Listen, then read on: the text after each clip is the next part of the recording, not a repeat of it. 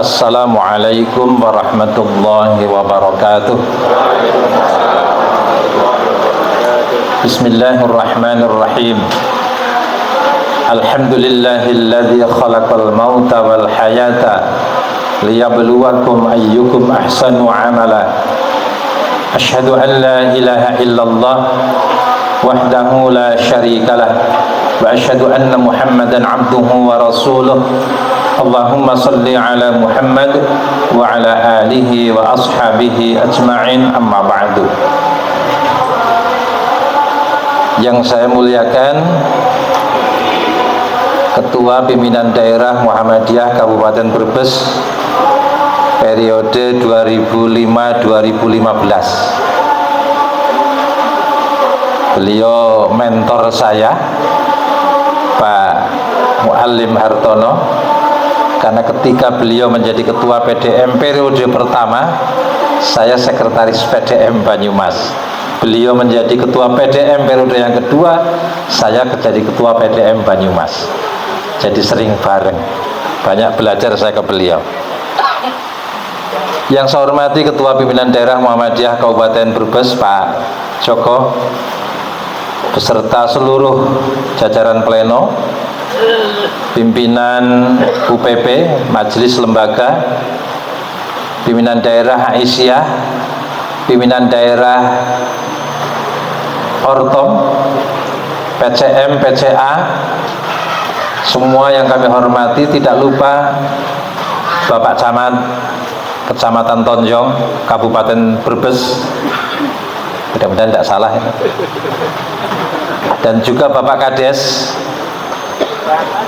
Tangerang, serta tadi saya lihat sahabat saya Profesor Dr. Nelati Tubastufi, Dekan Fakultas Ekonomi dan Bisnis UMP.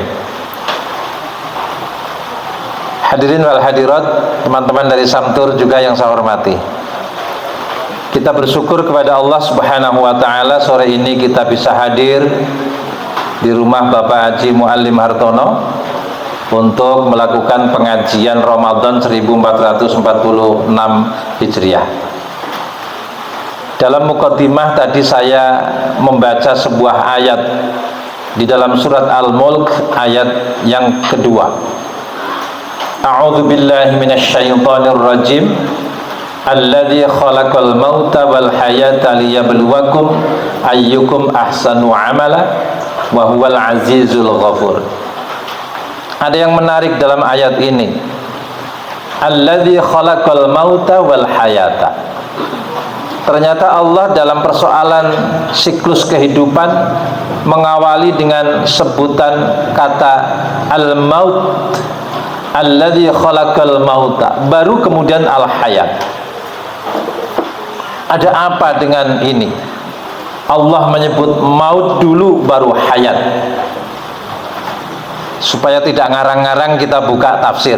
Nah, supaya pengajiannya setara dengan 2 SKS, karena saya dosen, setidaknya 3 tafsir. Nah, itu. Kalau 2 tafsir belum itu. Yang pertama di dalam tafsir At-Tabari, Imam At-Tabari menyatakan kata al-maut didahulukan dari al-hayat karena maut adalah perkara yang paling tidak disukai oleh manusia. Tidak ada orang suka maut, semuanya menghindar maut. Sakit berobat, bahaya dihindari. Itu artinya apa? Maut perkara yang paling tidak disukai oleh manusia. Ketika ada yang mati, menangis.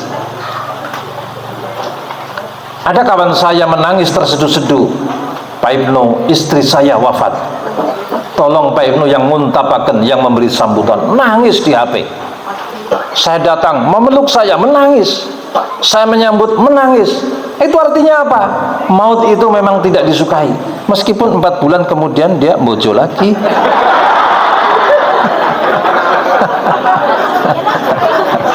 Tapi tidak suka dia dengan maut. Tidak suka. Salah satu pekerjaannya ketua PDM, PCM, PRM itu menghadiri kelahiran, memberi khutbah nikah pernikahan sampai muntabakan jenazah.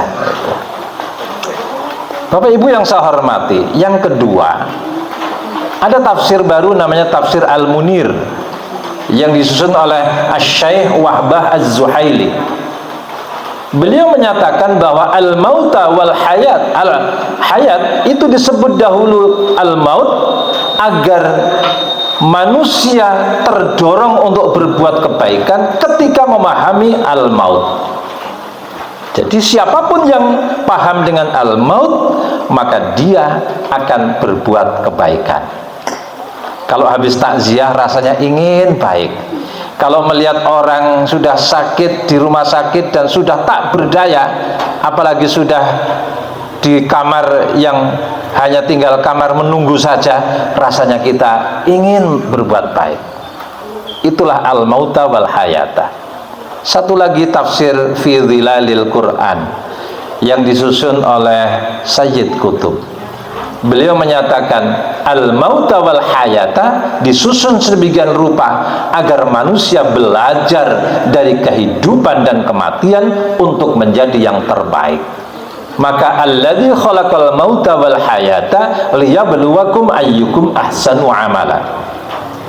Agar Allah menguji kalian siapa di antara kalian yang paling baik amalnya. Amalan terbaik. Itulah sebabnya kenapa Allah banyak memberikan pelajaran dalam kehidupan ini, mulai dari kematian, kehidupan, kematian lagi, lalu hidup kembali. Itu adalah pelajaran sekaligus ujian bagi manusia, siapa di antara hambanya yang paling baik amalnya. Bapak Ibu sekalian, itu pengajiannya. Nah, sekarang pembinaan organisasinya. Kalau ngaji itu jangan lama-lama ya. Saya juga tidak akan lama, tidak akan sampai Isya, karena nanti ada acara berbuka puasa. Terkait dengan amalan terbaik, mari kita berorganisasi di Muhammadiyah ini dalam rangka ahsanu amala, berorganisasi yang terbaik. Maka Allah menyuruh kita ahsanu amala itu meliputi semuanya. Sholat terbaik, puasa terbaik, berorganisasi yang terbaik. Yang terbaik itu artinya, kalau Imam As-Sa'di, kuntum khaira ummatin, kalian adalah sebaik-baik umat, itu artinya umat yang unggul. Mari kita berorganisasi dengan prestasi-prestasi keunggulan. Terima kasih Pak Joko sudah menggunakan baju seragam lazismu untuk memotivasi, untuk mentaukidkan, menegaskan kembali bahwa kita memang punya gerakan sosial dan kemanusiaan sejak Kiai Dahlan dulu hingga sekarang yang tidak pernah mengenal berhenti. Sebagai motivasi juga teman-teman di Brebes, penghimpunan lazismu Kabupaten Brebes itu kalau diurut rankingnya 27 dari 35 PDM. Sudah bagus, karena ada yang 28 ya. Angkanya berapa? 2,73 miliar. Oh, miliar. Sebuah perkembangan yang luar biasa, karena saya memantau. Saya sering jadi narasumber lazismu baik di Jawa Tengah maupun di provinsi lain, sehingga saya paham tentang dinamika lazismu. Untuk penghimpunan rendangmu, nah ini kurban dalam kemasan kaleng, yang pada awalnya kami membuat program itu banyak ditentang oleh orang. Ini anak muda bikin ulah lagi, uang kurban kok di kaleng, itu bid'ah. Wah, saya didatangi orang sampai itu bid'ah. Kok bisa bid'ah? Iya, Rasul tidak pernah melakukan. Ya saya juga sama saja. Jenengan juga telepon saya marah-marah pakai HP. Rasul nggak pernah pakai HP. Itu bid'ah. Oh beda. Ini persoalannya beda katanya. Ditentang banyak orang. Memahami hadis bahwa menyimpan daging kurban itu harus dipahami secara berkemajuan. Nah, itulah fikih berkemajuannya Muhammadiyah. Ketika Nabi menyuruh kita menyimpan, simpanlah. Ya simpannya pakai teknologi. Ketika Rasulullah menyuruh kita, maka lihatlah, maka hitunglah. Dalam persoalan menentukan tanggal 1, ya kita melakukan dengan teknologi. Itulah pendekatan burhani, dengan ilmu pengetahuan. Maka memahami hadis menyimpan itu, simpanlah, ya simpanlah dengan teknologi. 3 tahun berjalan ada gempa besar-besaran, ada gempa di berbagai pulau di negeri ini. Biasanya dapur umum untuk daerah bencana itu andalannya adalah mie instan. Saya nggak nyebut merek ini, mie instan. Tapi kali itu yang hadir tidak cuma mie instan, yang hadir rendangmu, yang kuat 2 tahun disimpan dan tidak perlu dimasak, dibuka langsung dimakan, sudah enak. Maka orang baru sadar, inilah pentingnya rendangmu. Disusul kemudian COVID-19. Betapa banyak orang yang butuh makan, banyak yang tidak kerja. Kaleng-kaleng rendangmu hadir ke rumah-rumah. Mereka baru merasakan, dan itulah jawaban betapa ketahanan pangan itu menjadi penting dengan memahami hadis secara lebih berkemajuan. Tepuk tangan untuk lazismu. Itu juga peran lazismu. Yang kedua, Bapak Ibu sekalian, kita sedang berupaya bagaimana mengembangkan organisasi kita. Saya punya catatan dari LPCRPM. Yang pertama, bahwa di Jawa Tengah ada 35 pemerintah kabupaten kota, kita sudah mempunyai 35 PDM, berarti selesai. Kita di Jawa Tengah itu mempunyai 573 kecamatan, dan kita sudah punya 584 PCM. Kalau di persentase 101%. Wah. Tapi ada tapinya. Ada kecamatan yang punya cabang lebih dari 1. Kecamatan punya PCM sampai 3 itu ada. Maka belum semua kecamatan berdiri pimpinan cabang. Setidaknya data kami menunjukkan ada 15, ya, ada 15 kecamatan belum berdiri PCM di 7 PDM. Kalau Brebes sudah lunas, Brebes sudah lunas, karena di Brebes itu catatan kami ada berapa PCM Brebes ini? 17 PCM dari 17 kecamatan sudah selesai. Dan alhamdulillah, tepuk tangan untuk Brebes, karena Brebes dalam catatan dinamika perkembangan cabang ranting termasuk yang papan atas dalam menambah jumlah ranting. 1 tahun lebih sedikit itu sudah tambah 7 ranting. Itu ada 7 ranting di Kabupaten Brebes, termasuk 2 yang tadi disebut Pak Joko di daerah Brebes Barat, Selatan Barat, di Kecamatan Bantar Kawung itu ada 2 ranting. Kemudian Bapak Ibu sekalian, Jawa Tengah punya target seluruh desa dan kelurahan. Ketika kita muswil di Tegal kemarin, itu jumlah rantingnya baru 49%. 49% dari jumlah desa dan ranting di Jawa Tengah. Kita punya target 65%. Berarti di Brebes pun juga harus ditargetkan bisa mencapai 65%. Karena saat ini baru 51,7% seluruh desa dan kelurahan yang sudah berdiri pimpinan cabang, pimpinan ranting. Ini Bapak Ibu sekalian, karena itu maka melalui pengajian ini saya menghimbau khususnya kepada teman-teman LPCR untuk senantiasa terus mengembangkan jumlah cabang dan jumlah ranting yang ada di pimpinan daerah Muhammadiyah di Jawa Tengah ini.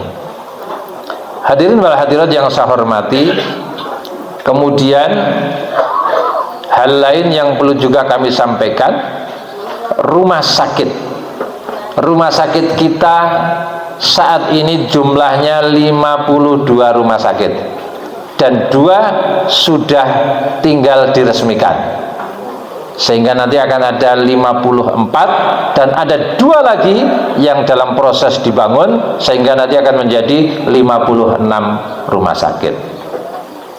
Brebes termasuk salah satu PDM yang mempunyai rumah sakit. Karena itu maka rumah sakit yang sudah berjalan ini mari kita rawat, koordinasi yang baik antara PDM, PCM dan jajaran pimpinan rumah sakit. Dan hebatnya dari 42 rumah sakit itu ada 9 rumah sakit Aisyah di Jawa Tengah. Tepuk tangan untuk ibu-ibu Aisyah. Dan 9 ini angka yang tidak main-main, karena di Indonesia rumah sakit Aisyah jumlahnya 15, 9 ada di Jawa Tengah. Jadi memang kekuatan Muhammadiyah Jawa Tengah ini saya sampaikan bocorannya itu 1/3 kekuatan Indonesia ada di Jawa Tengah. Dengan DIY masih besar kita, karena DIY jumlah kabupaten kotanya cuma ada 6. Jadi kita lebih banyak, kita 35. Karena itu maka mari kita terus kembangkan dan menyambut visi Muktamar Muhammadiyah 48 sampai 49. Kita punya moto gerakan Muhammadiyah unggul berkemajuan. Muhammadiyah unggul berkemajuan. Karena itu maka mari kita bersama-sama mengikhtiarkan amal usaha kita adalah amal usaha yang dipersiapkan menjadi amal usaha unggulan. Di Brebes harus ada 1 SMA unggulan, harus ada 1 aliyah unggulan, harus ada 1 MTS unggulan, harus ada 1 SMP unggulan, dan harus ada 1 SD unggulan, 1 MI unggulan, dan harus ada 1 amal usaha Aisyah yang juga unggulan. Jika setiap daerah seperti itu, maka gerakan dan nilai manfaat perserikatan akan dapat betul-betul dirasakan. Bapak Ibu sekalian yang saya hormati, kemudian hal lain yang juga perlu kami tegaskan pada kesempatan pengajian Ramadan hari ini, kita ini sedang mengembangkan dan terus mensosialisasikan risalah Islam berkemajuan. Hasil Muktamar Muhammadiyah ke-48 kemarin yang sedang terus kita sosialisasikan adalah risalah Islam berkemajuan menuju gerakan Islam berkemajuan. Bapak Ibu sekalian, ini penting. Ini penting karena ternyata di dalam Muhammadiyah sendiri untuk membangun paham Islam berkemajuan itu juga masih banyak tantangannya. Ini bocoran resmi ini. Mestinya Muhammadiyah itu dalam tajdidnya itu kan sedang berupaya menentukan awal bulan itu dengan hisab hakiki wujudul hilal, maju terus ke depan, ingin lebih maju lagi dengan cita-cita besarnya kalender hijriyah global tunggal. Muhammadiyah itu sejak lahirnya memang disebut sebagai gerakan reseh. Bocah niku reseh. Reseh niku cara tonjongnya nopo niku. Nah, menurut Pak Ketua PDM beda lagi. Ini kan Brebes rasa Jogja. Ya. Jadi rasa Jogja masih. Jadi Muhammadiyah itu dikenal sebagai gerakan Islam yang dari awal memang gelisah dengan perubahan, membuat garis-garis soft sholat diukur dengan ilmu. Itu adalah gerakan Islam berkemajuan pertama yang dilakukan oleh Kiai Dahlan, dan perjuangan untuk itu cukup panjang. Karena Kementerian Agama baru membuat edaran agar membangun masjid diukur arah kiblatnya itu jelang tahun 90. Lama kan? 1910 sampai 1990, 80 tahun.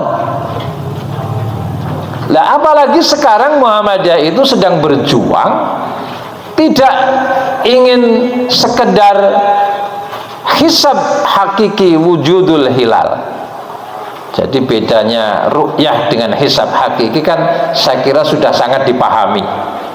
Kalau ru'yatul hilal sepanjang bulan bisa dilihat, ya sudah tanggal. Tapi karena Indonesia itu tropis, maka ru'yatul hilal harus didampingi dengan sidang isbat. Maka muncul kriteria imkanur ru'yah, kemungkinan bulan bisa dilihat itu ketinggiannya hilal berapa persen. Dulu 2,5, tapi karena sering juga tidak kelihatan dengan 2,5, dinaikkan menjadi 3 derajat.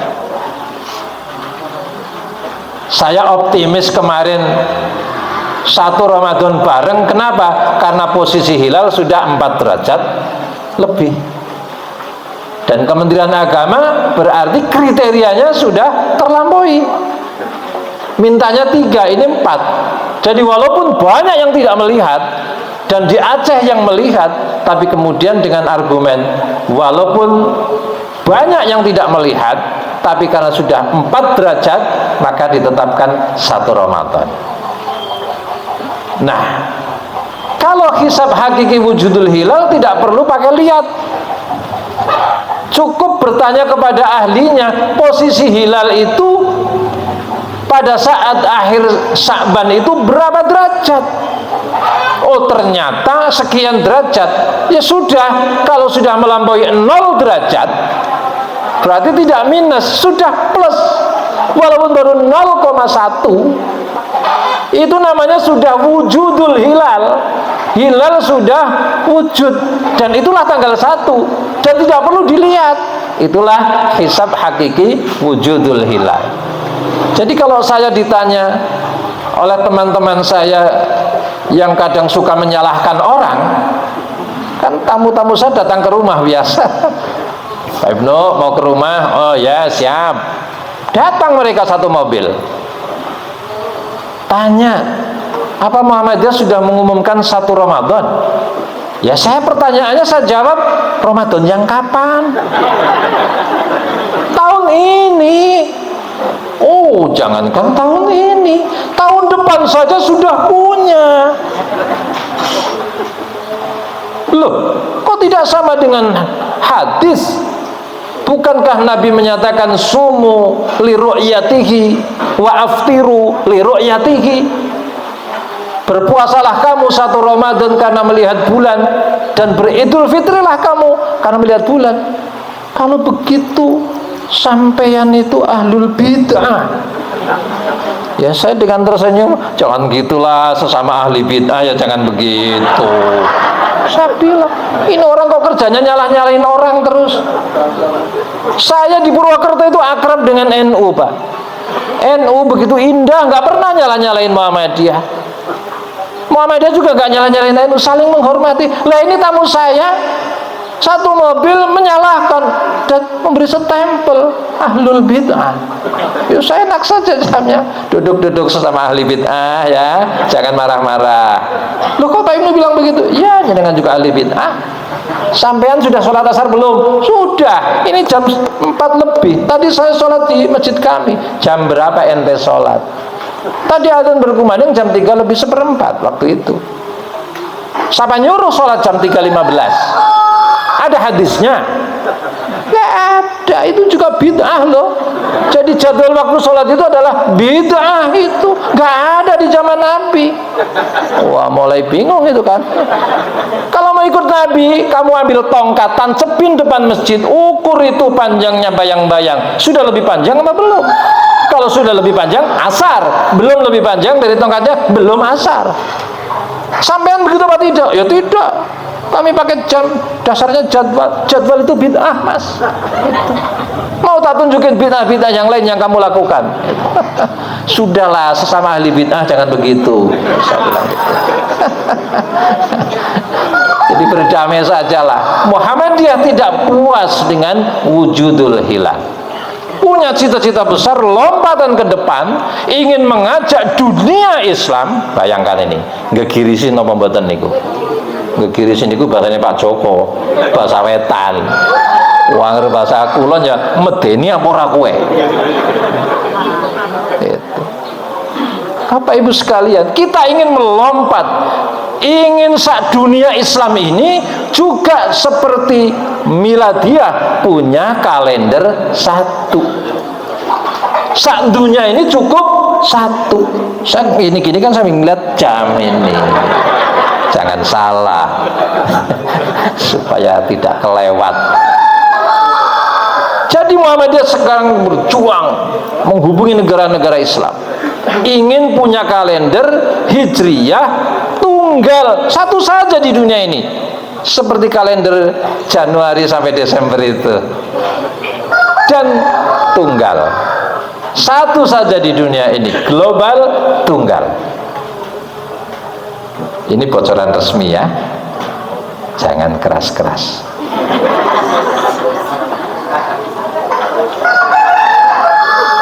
Dua bulan yang lalu saya di Jogja sama Prof. Edan. Menurut kalender hijriyah global tunggal, satu Ramadan itu mestinya jatuh, satu Ramadan itu mestinya jatuh tanggal 30 Februari. Nggak ada? 30 Maret. Ternyata tidak ngantuk, alhamdulillah. Jadi mestinya Bapak Ibu sekalian, satu Ramadan kita mestinya tidak tanggal 1 Maret, tetapi lebih gasik ya. Termasuk Syawalnya itu bukan tanggal 31 tapi tanggal 30 kalau menurut kalender hijriyah global tunggal. Tapi ternyata PP Muhammadiyah khawatir karena tanggal 30 itu belum memungkinkan, maka kemudian digantilah tanggal 31. Jadi memberi kesempatan cabang ranting, memberikan pemahaman kepada anggotanya tentang kalender hijriyah global. Nanti titik nolnya di Turki. Jadi kita sedunia itu satu kalender. Kalau itu sudah bisa berjalan, saya tidak tahu akan dimulai kapan. Ya tentu setelah negara-negara Islam itu sepakat dan itu bukan pekerjaan mudah karena ini persoalan politik juga, menyangkut negara kan, persoalan politik, sehingga tahun ini belum diberlakukan kalender hijriyah global tunggal. Kapan akan dilakukan? Ya tunggu saja. PP Muhammadiyah ya Pak Saibani, saya itu IPM tahun 85, 86 kesini sudah ketemunya Pak Saibani, sekarang sudah putih semua.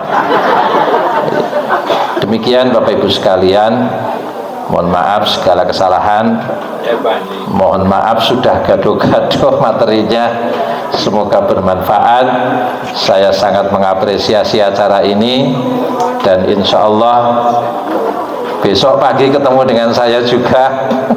Insya Allah saya kebagian materi, mengisi materi kontekstualisasi paham ideologi Muhammadiyah. Besok di acara pengajian Idiopolitor Pekalongan Raya di Selawi, di rumah sakit Singkil, insya Allah. Di RSI ya, pindah pendopo. Oke, terima kasih. Dan ini saya pulang lagi ke Purwokerto karena ngisi acara jam 9.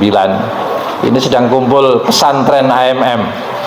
Tadi saya buka jam 10 bersama Pak Rektor. Pesertanya cukup banyak se-Jawa Tengah, dan insya Allah selesai besok siang. Tapi saya juga harus kembali dan besok ke sana lagi. Belum ada jalan tol, agak repot ya. Terima kasih, mohon maaf, dan semoga Allah meridhoi kita semuanya. Nasrun minallah wa fathun qarib wa basyiril mu'minin. Wassalamualaikum warahmatullahi wabarakatuh.